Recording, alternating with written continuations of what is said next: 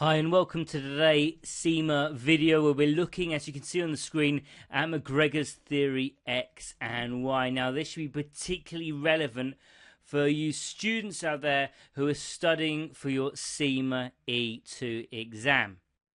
So today we're going to find out what kind of manager you are by putting you on the psychiatrist's couch. But don't worry, I'm not going to find out all your deepest, darkest secrets.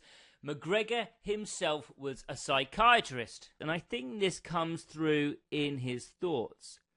And he constructed a model of management attitudes. And what this model found was that managers, whether they wanted to or not, dictated the type and attitude of workers in their employ. So kind of saying that the employers eventually, over a period of time, create employees that have kind of evolved and been developed because of that manager's particular style.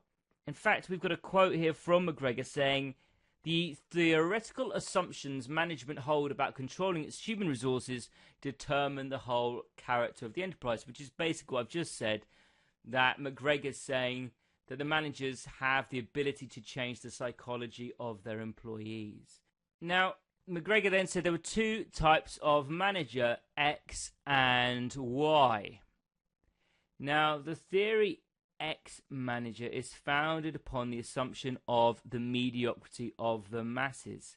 This is kind of saying the theory X manager believes that their employees are mediocre. It's based on those assumptions. For example, the workers have to be supervised, otherwise the quality of their output will fall. So what McGregor's saying here is the theory X manager believes that they have to constantly supervise their employees.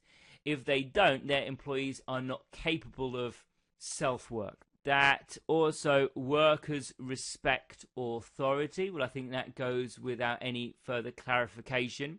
That workers don't want to have any involvement in the decision-making process. So far, we can already see, can't we, the kind of manager that's coming from this picture, someone that believes that the staff respect authority and then they just don't want any involvement in decisions. I think this is quite an old-fashioned view now, isn't it?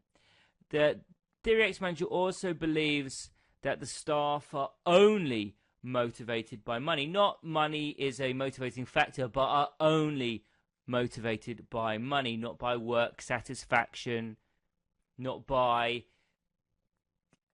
getting on with their colleagues, purely and simply money.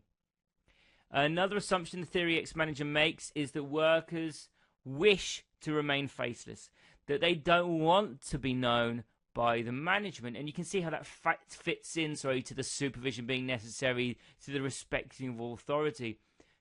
It's really the assumptions that the workers are very mediocre, don't have a lot of self-assurance, don't have a lot of initiative. We compare this profile of characteristics to the four factors we just saw in the last section.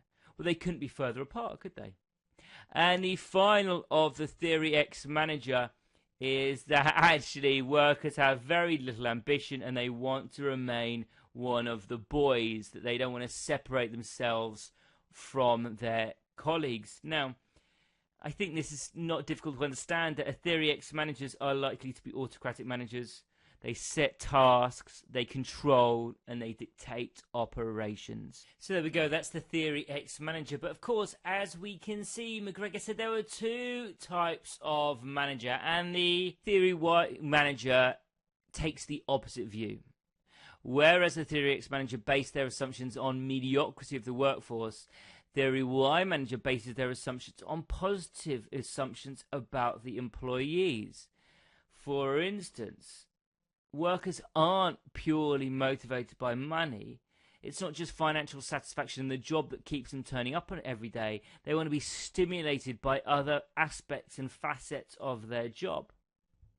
And not only that, workers are also ambitious. They want to be trained. They want to improve. They want to be promoted. Theory Y manager also believes that workers are more efficient given autonomy. Well, if you compare that to the Theory X manager who said workers have to be supervised or output will fall, this is the totally opposite viewpoint, isn't it? And they base this on the assumption that actually if they give the workers trust, that trust then gives the workers a feeling and a sense of responsibility. And the last point for the Theory Y manager is that workers want to contribute to improving efficiency. They want to be seen, they want to be noticed, and they most of all want to be rewarded and appreciated when they work well. And again, we can compare that to the Theory X manager who said, well, actually, workers want to remain faceless. Well, that's a totally different viewpoint, isn't it? And we can see the total differences between the Theory X manager and the Theory Y manager because, of course, we talked about the Theory X manager being autocratic, dictatorial. Well, actually, the Theory Y manager's approach to management is going to create an open structure with formal as well as informal paths of communication and staff having powers delegated to them. We can see, can't we, the workers will have been given responsibilities under Theory Y managers, and you would expect a far wider range of tasks. So what we're seeing with the Theory Y manager is something far more democratic, encouraging participation in decision making. So we've got the Theory X manager, we've got the Theory Y manager. That's all well and good. What can we draw? What conclusions can we gather from this? Well, luckily for us, McGregor took upon himself to draw some conclusions, and we'll go through those now. So we've already covered in the introduction to this section that McGregor believed that managers can, after a period of time, dictate how their employees behave. So if we have a Theory Y manager that suddenly starts managing in a business that's used to operating under the Theory X management style, McGregor would expect the workforce to transform from going from being uncooperative, demotivated and unconcerned with how the business was doing to actually becoming contributors who are motivated to employ the output and the quality of the products that the business are producing and become in themselves ambitious for their own success but also for the company's success as well.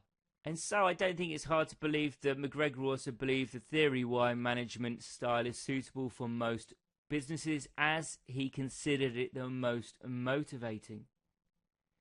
But he also states that actually some businesses really do suit a Theory X management. And he would give examples of instances where it's vital that control is gained or where the task of the business is very process driven.